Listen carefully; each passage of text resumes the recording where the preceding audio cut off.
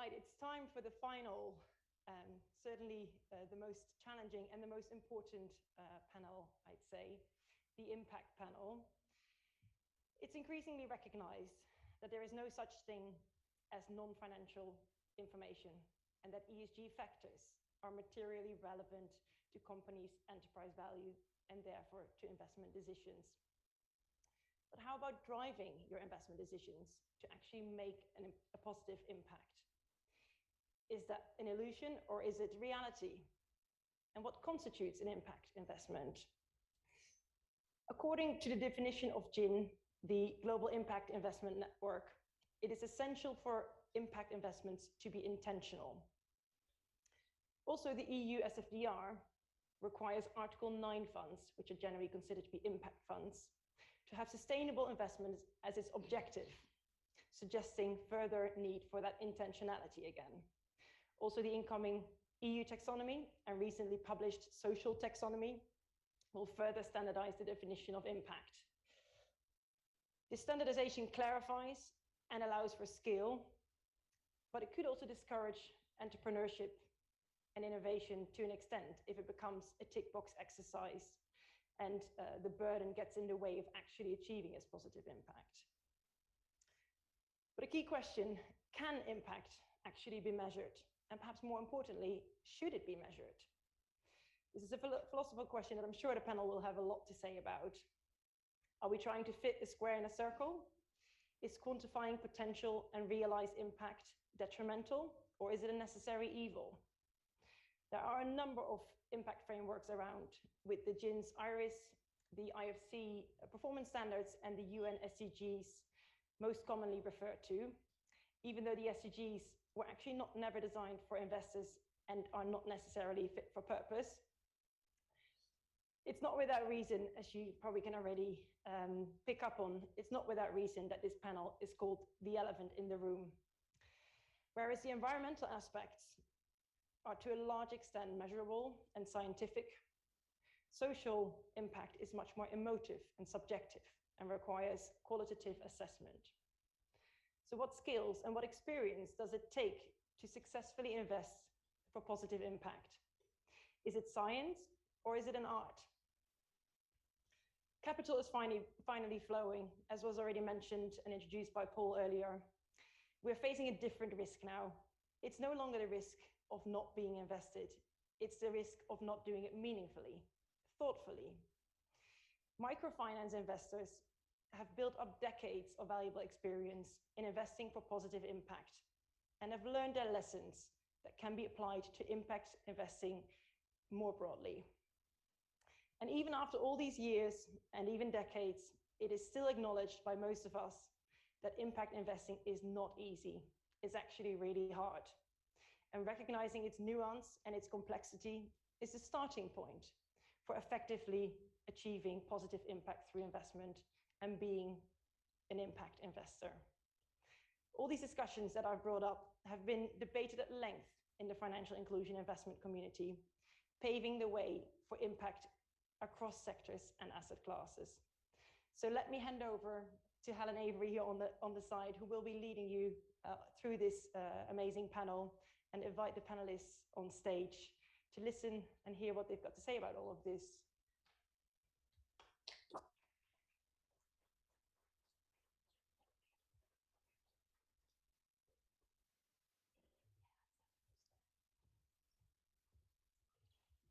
Enjoy.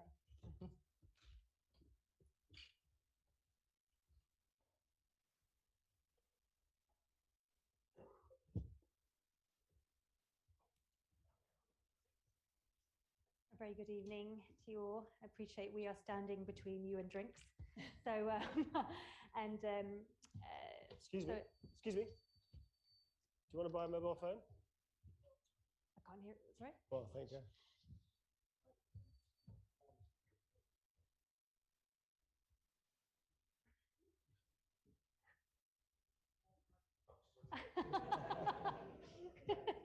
Give it back. We heard everything. No, we didn't hear a thing.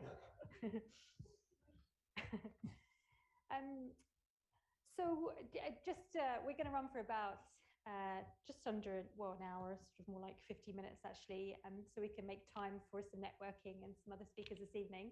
But just wanting to introduce myself, I'm Helen Avery, I'm a director at the Green Finance Institute, and to introduce our panel, who we're going to be hearing from today, and then you can have an opportunity to ask them your questions.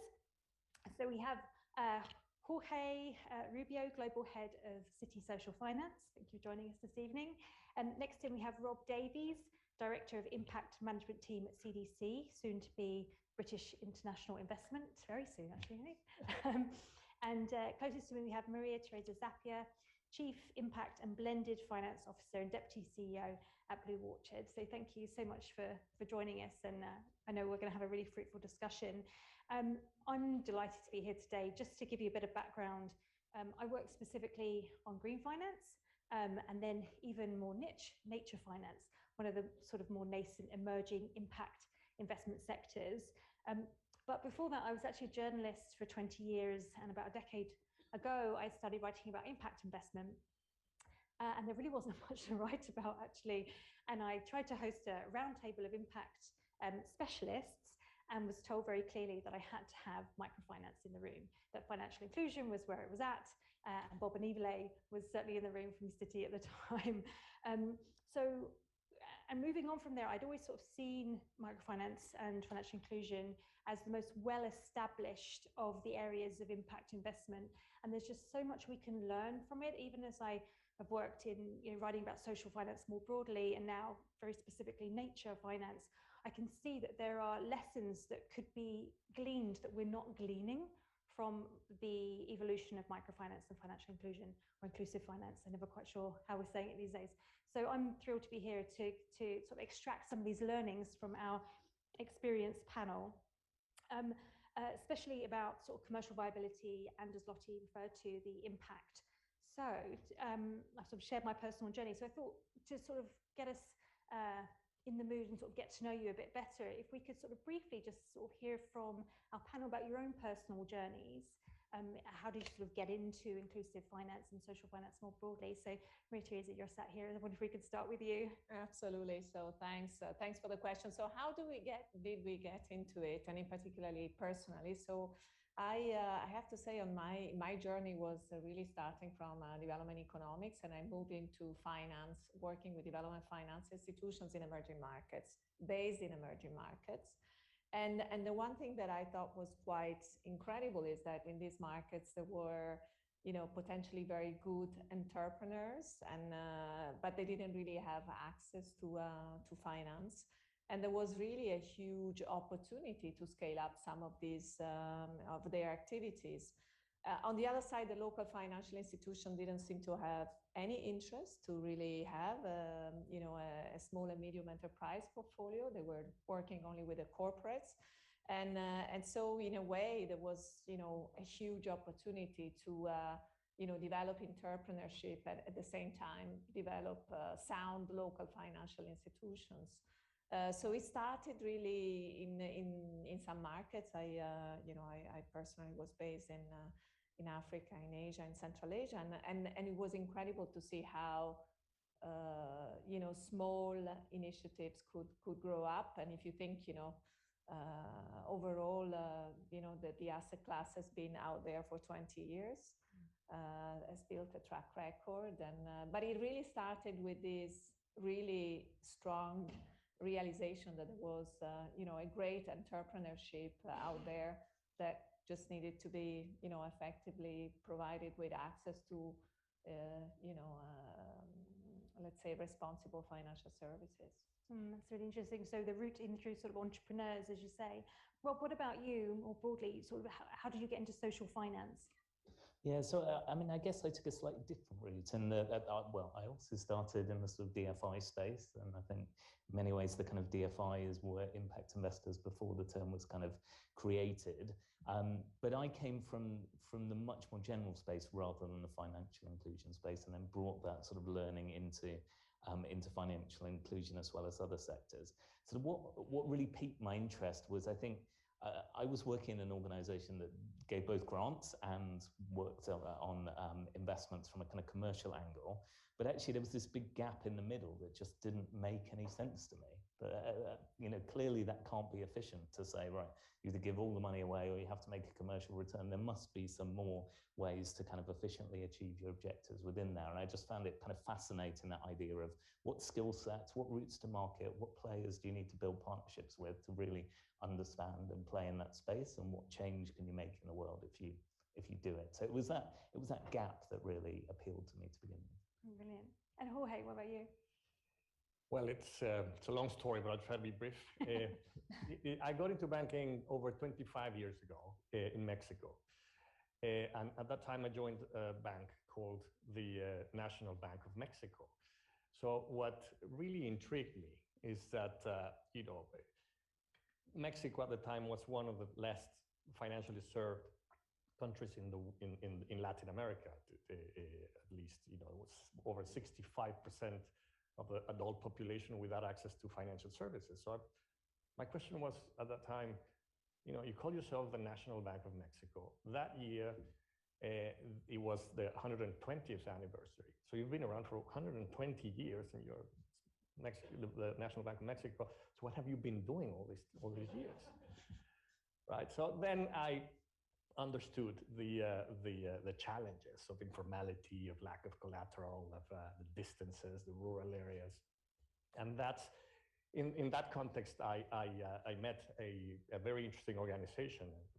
Friends of mine were starting to replicate the Grameen models in rural Mexico, and I went to see that, and that completely changed my professional life. It was group lending in rural areas in a local dialect, actually. So I needed an interpreter in my own country to understand what these women were doing and repaying. Just was completely, fascinated by that. And I thought that how can we make them a client of the bank so that we can start, helping them with their cash management and expand their outreach. So they were transitioning from a social, sort of an NGO to a regulated entity, and they were in need of capital. So it became quite obvious that they needed access to the capital markets. They needed borrowing, the right type of borrowing in local currency. There were some funds internationally that were lending to them already, but hard currencies, and it was not ideal. So, I became the relationship manager in the bank. Long story, but my first boss was always asking me, what are you doing? What is this all about? I mean, you can do this on a Sunday, right? I mean, this is not your target market. But in the end, we were able to do a local capital markets transaction with the IFC. It was the first time that institutional investors bought this paper, and from then it just all evolved. We created the specialist team because New York got interested, and then we created a team in London, and here we are. Brilliant. So what I'm hearing from you is that really sort of you saw a gap was there and kind of sort of moved in to fill it. I wonder if, I'm thrilled to be sort of reacquainting myself with the evolution of financial inclusion. So I wonder if we could sort of talk about that journey of commercial viability and sort of moving from aid finance to sort of where we are now. Maria-Teresa, maybe could you start us off? How have you seen that evolution occur? Yeah, maybe I'll say a few words about the history of Blue Orchard, because Blue Orchard started 20 years ago, and it actually didn't, our largest strategy still out there with 20 years of track record, almost $3 billion, really started with, seed money from almost family and friends with $10 million in a Luxembourg fund, in a Luxembourg bank as a mandate. And at that time, people had put money on the table and they were ready to lose it, right? They were ready to say, well, this is, we want to lend commercially to financial institutions to promote small and medium enterprises, microfinance in emerging markets. But, this is a long shot. some of these institutions, as Jorge just said, have just been really attracting concessional capital from development institutions, from the World Bank. So they've never really, been in a banking or in a commercial and lender relationship. And it was really, it took some time to, of course, scale up activities, but it was incredible to see how there was, the possibility to really not only get your money back, but actually have, reasonable returns. And so it was a bit fascinating the way, we could reach scale over time. And also really, I think one aspect that's, for me, has always been important is really capacity building within the local market. The idea was exactly to go to the maybe National Bank of Mexico or other financial institutions and tell them, you have this captive market, you have this amazing niche of opportunities there, and you're not looking into it. You have this potential. And of course, it's not only lending, it's, remittances, it's, trade finance, it's leasing, it's insurance, deposits, it's a huge range of services, and you're not quite looking on your doorstep. So the evolution was a bit natural, if you want, but it did start a bit putting some money on the table and hoping that this, it's a pilot that grows into an asset class, which was really the case. Just out of interest, what was their response when you went to them and said, there's this huge opportunity on the table here, why are you ignoring it? The response was, as I say, the response was a bit, let's try and let's see if it works, because at that point in time, it wasn't really clear, if some of these financial institutions were really ready to borrow commercially. Right. Jorge, maybe jumping to you. Citi's always been very clear that this is a commercial business. So I wonder if you could sort of share with us how that's evolved over the time that you've been with them. Yes, we were very clear that if we wanted to, the segment to scale, we needed to see it as a business.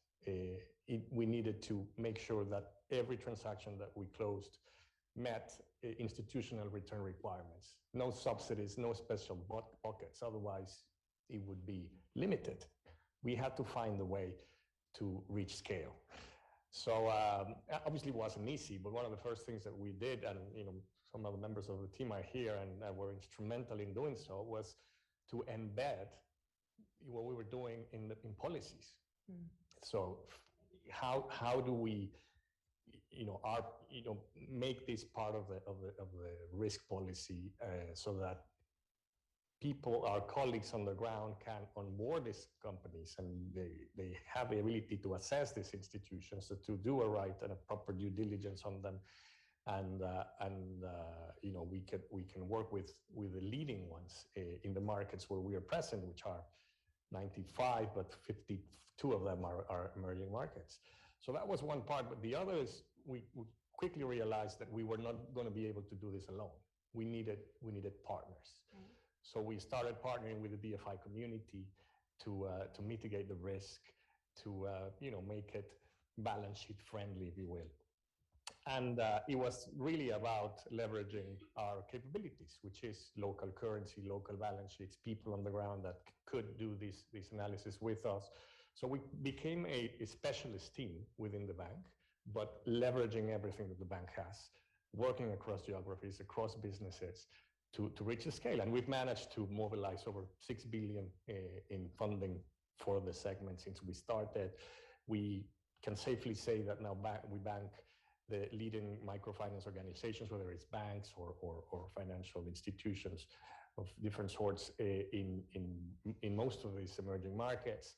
And now we are, venturing to, working across other segments and industries, because it's not only about financial inclusion today, it's about expanding access to services, it's about job creation, infrastructure development.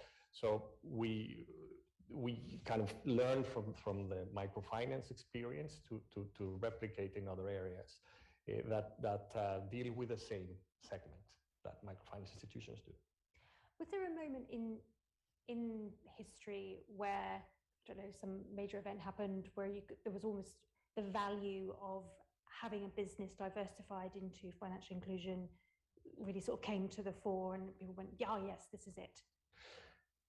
In my experience, that moment was when we met with platinum multinational clients of the bank. That all of a sudden we're starting to talk about financial inclusion and impact from the business as a strategy, as opposed to a CSR initiative. Before then, they were pretty much doing, they had programs, CSR programs. But when I heard a senior leader of a multinational company talking about these types of initiatives, dealing with whether it is distribution and small mom and pop shops or smallholder farmers, but from a strategic level and being close to the CEO's agenda, I said, this is where it really can be useful for the CT model, which is banking these multinationals in all of these markets. So I think in my mind, that was an inflection point. Right. And Rob, coming to you, you mentioned earlier that there was this sort of gap, really, or a hole between sort of grant and the commercial viability. Now, where do you sort of see that lying in terms of commercial viability for social finance more broadly or inclusive finance more specifically? I think the market is turning into a spectrum, but I think we still have a tendency to talk about things in very broad, homogenous buckets. So we talk about impact investing, but impact investing has a whole selection of people taking different risk and return, different impact attitudes, different views to everything. And we're perfectly comfortable with commercial investors, different strategies, different risk and return preferences, different liquidity. Like, we're completely useful to that. But when we put this impact piece in there as well, sort of sometimes we have trouble thinking about actually there's that granularity. I think more and more we see the market coming into buckets and this understanding of where different players need to be. And I think there's a reality, we need a lot of different players because these things start out, the businesses we talk about generally start in pre-commercial stages. They're subscale, there are demand risks, there are technology risks, there are lots of things which are not proven out. And actually you need people willing to take risks on small businesses and take that risk in order to prove out that a market can be there for other investors and other businesses to follow. But I think this segmentation is really important. I can remember going to a large DFI in the early 2010s and being laughed out the room at the idea that you could invest in some impact funds that were specifically targeted at doing impact businesses. Now very much a mainstream player, the market is developing. But it's really something we see in our portfolio. We're now seeing actually our inclusion-focused funds in Asia are outperforming the commercial returns of our generalist funds. I believe there's something there in terms of being an impact investor and knowing that actually, who doesn't want to know their client better? Who doesn't want to know their employees better and know what they want? Those are all business drivers which help deliver value. And actually, the broad spectrum of impact investing is making us better investors as a whole. But knowing where each of us needs to play is actually the challenge of expanding the market. I wonder if we can talk about measuring impact, because it's almost like the commercial side we sort of can nail, and obviously we want it's the elephant in the room. Is it real or is it illusory? So, how, Maria Teresa, how do you sort of look at impact? Is there such a thing as positive impact? What does it look like for you in this sector? Yeah.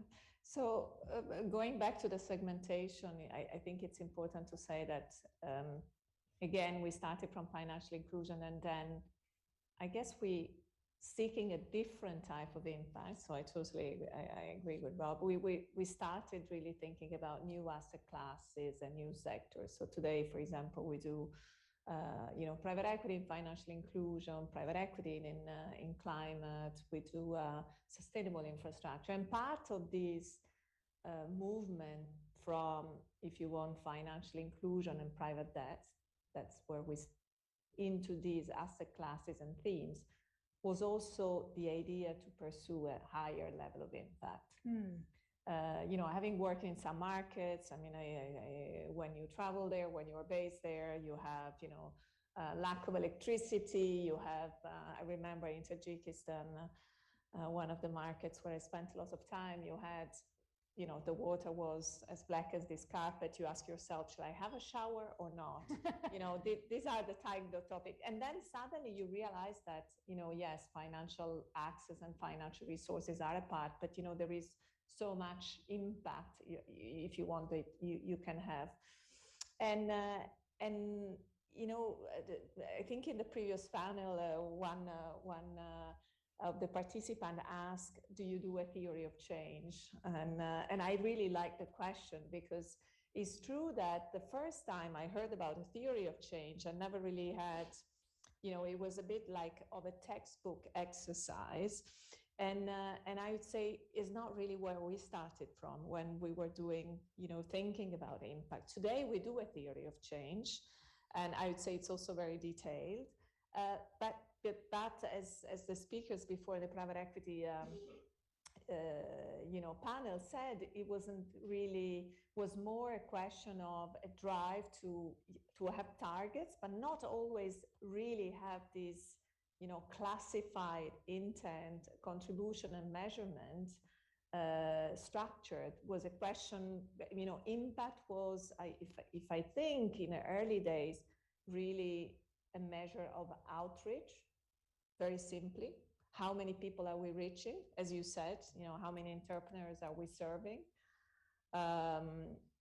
In some cases, you'd say, what type of services are these adequate? And then is there a market gap, a failure in somehow that we can fill in?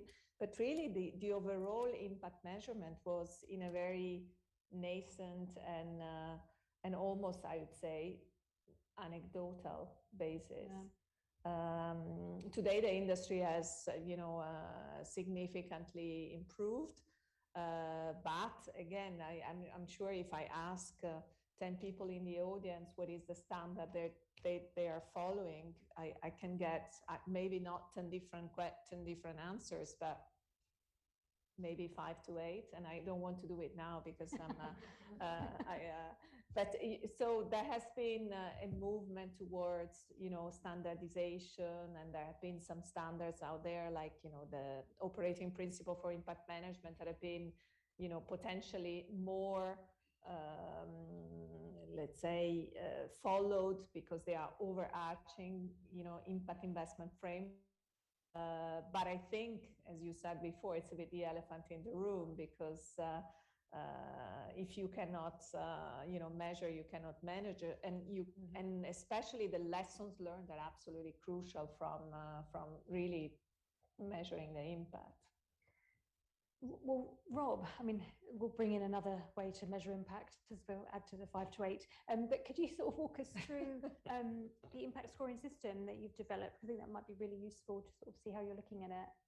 Yeah, so I mean, this is something we've developed really quite recently, which is a way of scoring all of our transactions. So across a whole range of sectors, so needing to compare across sectors, across a whole range of products. We do direct equity and debt, we do intermediated equity and debt, we do guarantees, we do a whole range of products that we need to compare across.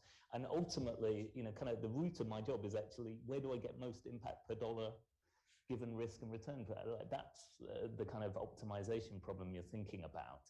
So we've been through a process of really trying to build a scoring system into our process, which is, everyone gets very excited about scoring systems because they give you a simple number that tells you the answer. The reality is, you don't invest like that. You invest by taking a series of data points, of objective analysis, of pulling together the risk factors, understanding the teams, the context, the situation. You bring all that together and you put a subjective judgment on top of it of whether you should invest or not. And you just have to put impact into that statement to understand how to do impact investing.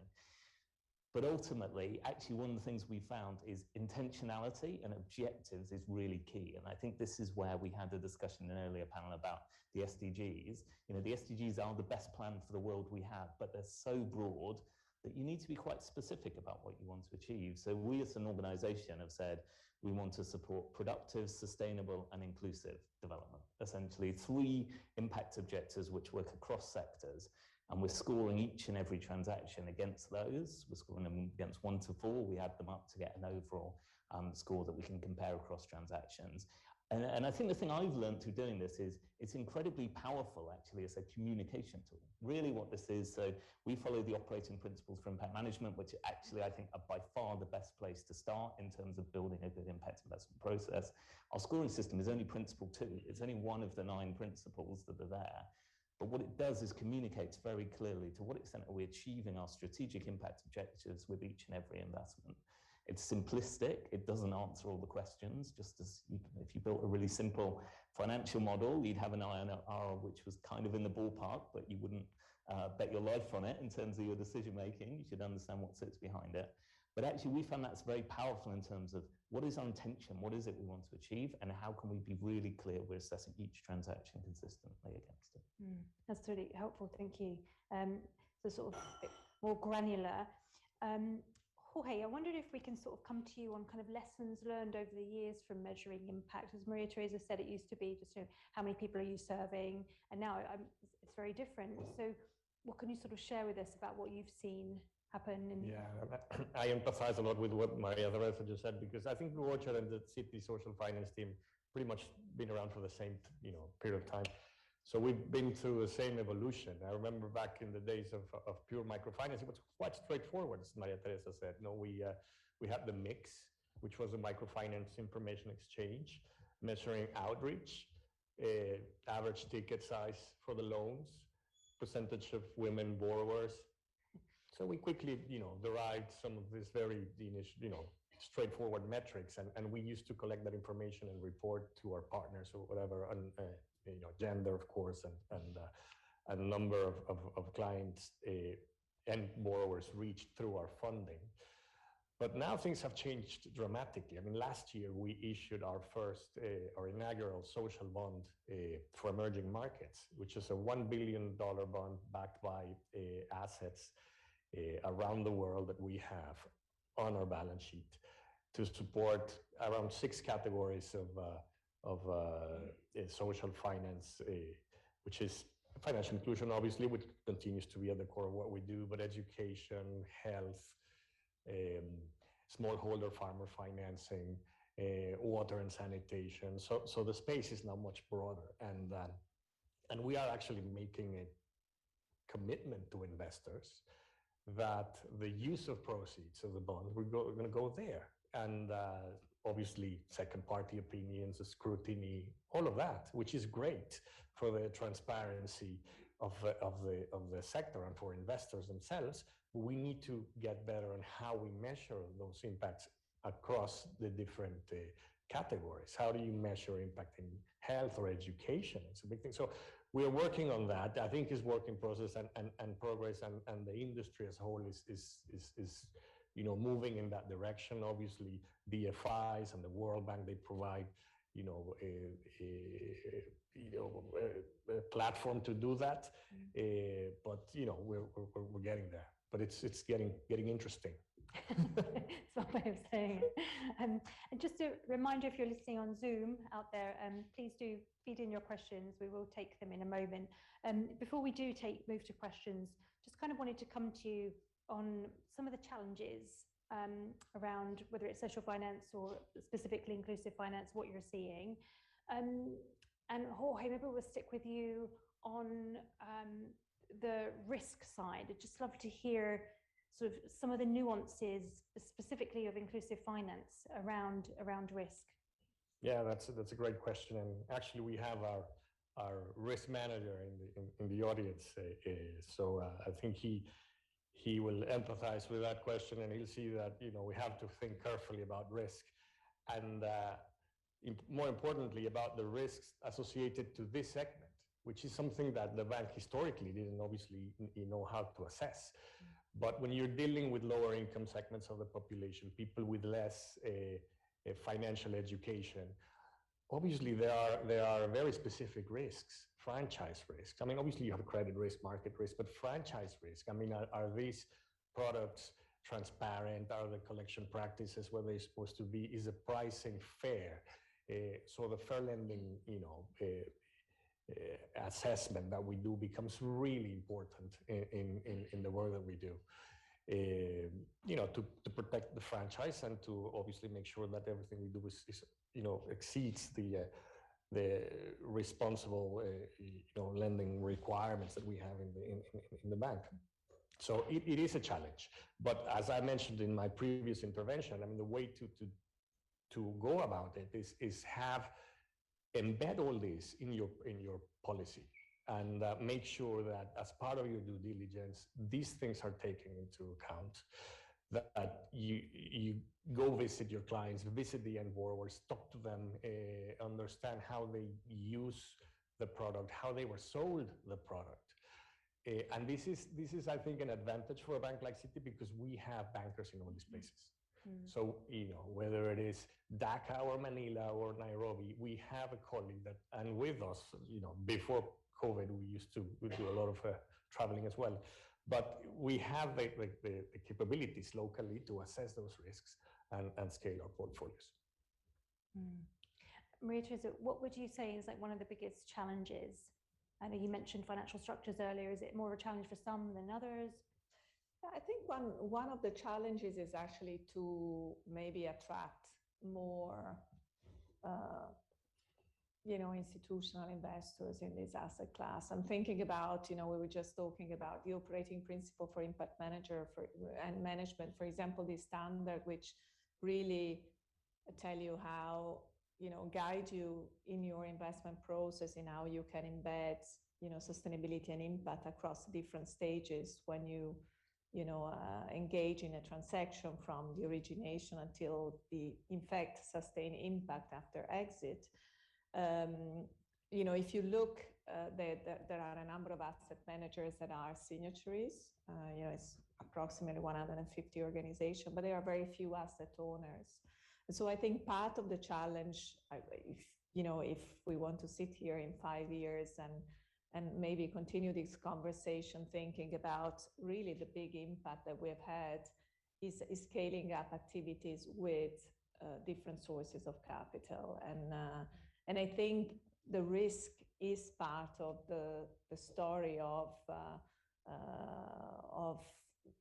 still there is a lot of, aversion to emerging market risk. I mean, for us, it's our bread and butter, but clearly there is, we talked about local currency. In fact, we did our first transaction with Citi in India, where Citi was a guarantor to one of our funds, because at that time we didn't even have the capacity to do local currency in India, just to tell you how the market has moved. Right. But, and so certainly I think that the topic of country risk remains, if you want a bottleneck in terms of the capacity of this, of impact investing to really mobilize capital at scale.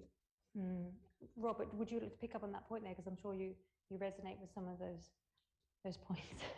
Yeah, I think, there's obviously a range of challenges across the piece in terms of how to get there. And I think a lot of it ultimately comes down to the capabilities, is we're all learning every day the capabilities to deploy capital and in impactful ways. And ultimately, the real challenge is understanding how investments turn into impact.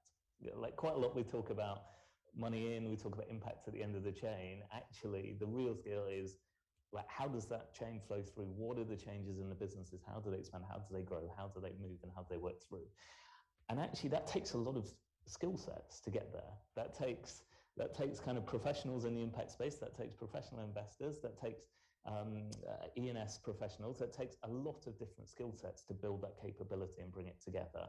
And ultimately, I think what the market needs is it needs those skill sets to be packaged up in a way which are accessible and which create pipeline that can be invested in by asset owners. And so I think a chunk of it is actually building up those capabilities, bringing them together in organizations with the right culture, the right systems, and the right skills to deploy them, and also making the case for the costs that come with that, because that isn't a costly process. Yeah.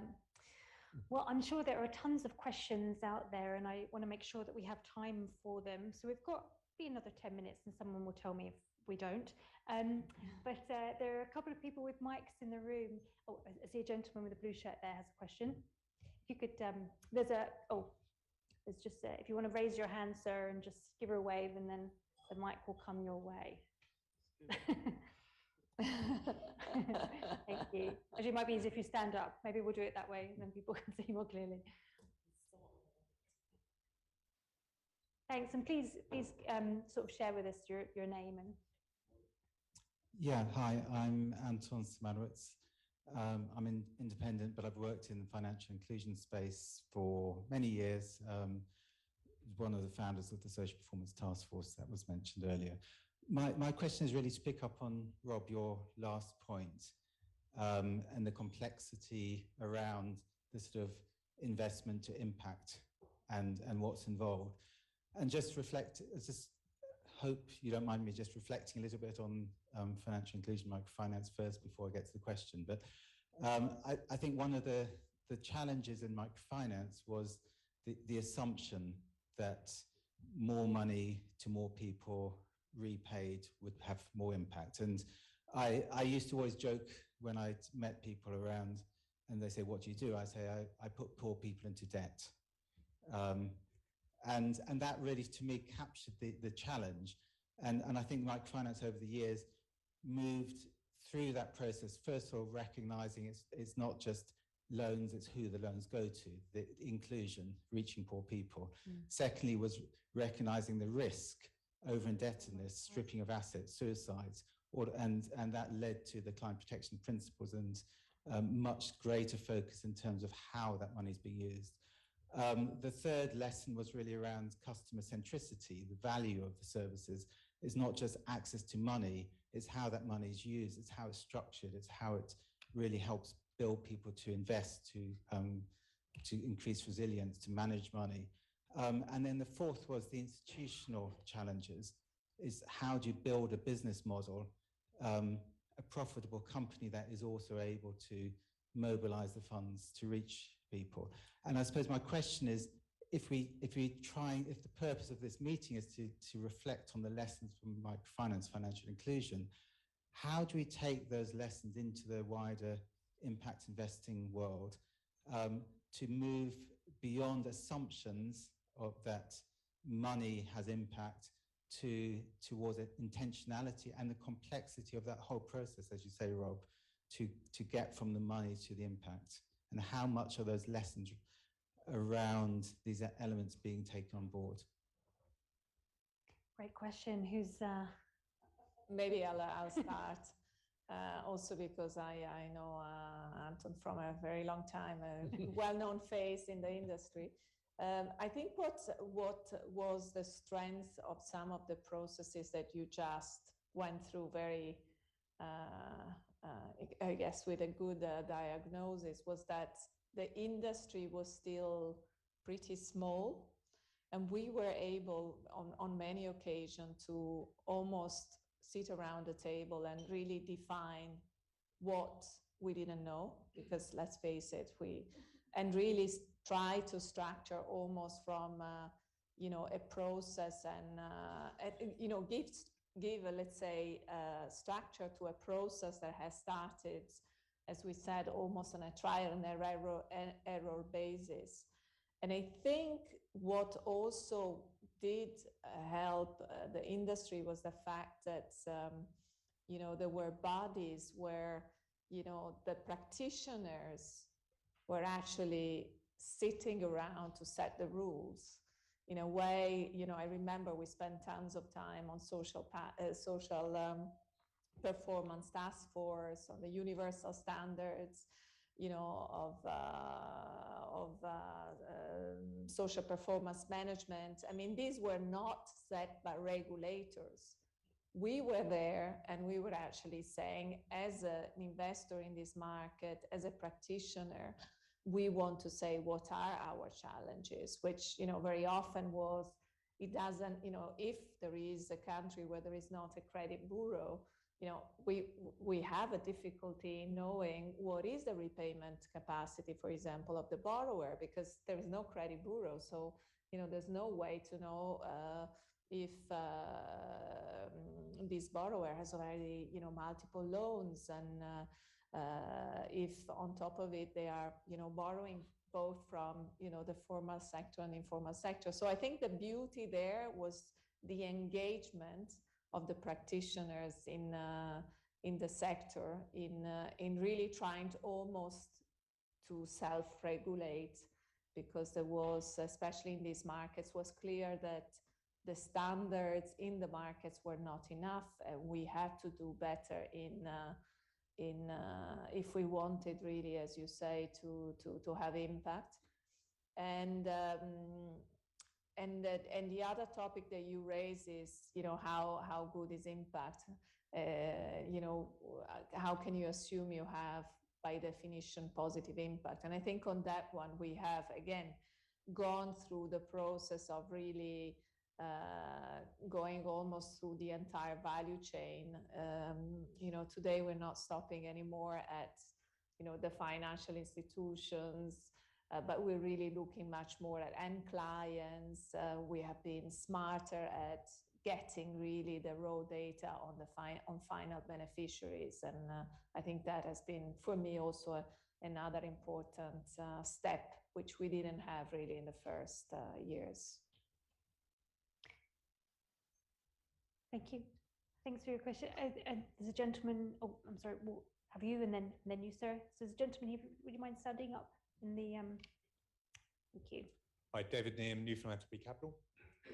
So the social lending market within the United Kingdom, so lending to social enterprises and charities, is estimated at about 2.8 billion, a significant portion of which is delivers markets through specialist social investors with funds that are blended with government grants that provide significant downside risk for the investor. Yet the majority of that investment capital has come to date from big society capital, which is a specialist social impact investor. So my question is, how do you attract more institutional investors to that space, which is effectively a frontier market within the United Kingdom? Yep. Yeah. Rob? I can take again. My colleagues might be better. I think a lot of these things come down to the kind of question of suitability. I think sometimes I personally hate the billions to trillions narrative. I just think it kind of misses the whole picture of how do you get from A to B, of actually what's the need for capital? What does that capital look like? What's its risk return appetite? What liquidity is needed? Actually what impact it's going to offer? And then who's a reasonable kind of source for that capital to deploy it and work it? And I think quite often what we're seeing more and more on in the space is using kind of multi-tranche structures to kind of fix that problem. And sometimes you can fix that problem in a way which actually solves the underlying issues in the market. So you can, maybe perceptions of risk are too high. Someone can take a first loss chance. Once an investor's been through that market a few times, they actually realize maybe I was wrong about this, and the reality of risk perception is correct. In other cases, there's a genuine risk that is not going to be rewarded, and you need to keep filling the gap and understanding it.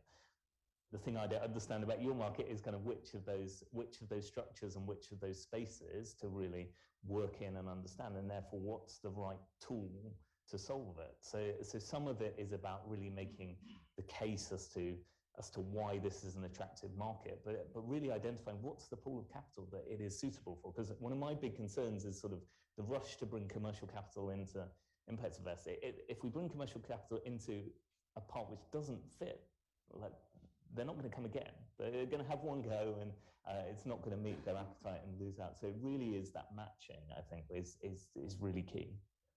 Maybe if I may, because of Schroders, we actually have had the chance to have really interesting exchanges with big society capital. And as you say, I think it's fascinating the work that they are doing.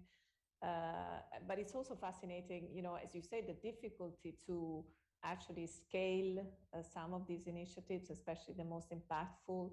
I think they are going through exactly the same process of really asking themselves, how can they be better and measuring impact? So some of the challenges that, we have had in emerging markets are certainly part of the scaling up of initiative. And I think, again, it's I think at the end of the day, impact, if it is in emerging markets or, as you say, in the UK market. I mean, we're working, for example, in a collaboration with Schroders on a real estate fund in deprived areas in the UK, and I can tell you, I'm out of my depth on how many things we could do, and also some of actually the upside of looking at the UK market. You have tons of data. For example, you can map different areas of Manchester, define where, and which some, and for me, this is a luxury, right? Because having worked in emerging markets where data is always a challenge, suddenly you have this, data business unit that can map where, the deprived areas are. So I think there is a lot of cross-fertilization, let's say it. Great. I think I said I'd come to you next, and I can see a couple of hands. We've got 2 minutes. Someone tell me, no, I've got, okay, this is the last one. Rightio, okay. Hi, my question is around about two fundamental things, which is water is the basis of all life and soil is the basis of our gut. And there's a lot of talk about mission-driven goals and impact investing, but I'm still trying to dig out where's the reference or the connections to the indigenous people who talk so eminently about when you take out or fish the last fish and take out the last water and take out the last soil and trees, then what have you got left? So you'll have your impact investments, but there might be stranded assets. You might have a mine. What if it becomes a stranded asset because there's no water left? And is anyone factoring in those fundamental issues that without the people and without this water in the soil, how are these assets going to be obtained? And is it because fundamentally the indigenous people or the people on the ground are sort of on the periphery? Thank you. Thank you. So yeah, are any of you working specifically with natural capital or indigenous peoples that you could share? We are actually in the process of launching a new strategy on diversity and inclusion, where part of it is actually working with financial institutions that are active in specific areas, for example, in Latin America, where there are, minorities. And so I think it's the first time that we are going, if you want, down the road of saying, gender is, not enough. Inclusion of vulnerable groups needs to go, more multidimensional into ethnicity. And I think, part of, maybe this is a bit more linked about the work of the G7 Impact Task Force in the context of COP26, but it's clear that there's been, the concept of just transition is really focusing exactly on actually building and making sure that, indigenous communities are not the victims, but actually the leaders in a just transition. So I think, again, the movement has, the train has left the station, and there is a lot of, I think, capital that will go there. Yeah, and just on this point, obviously there's a task force on nature-related financial disclosures, which we host the Secretariat at the Institute, are very engaged with indigenous populations around natural capital and the role of indigenous people. So hopefully it's moving in that direction, but I can see I've got the sign to stop from Paul. So I'd just like to thank our panel very much for joining us this evening, and if we could give them a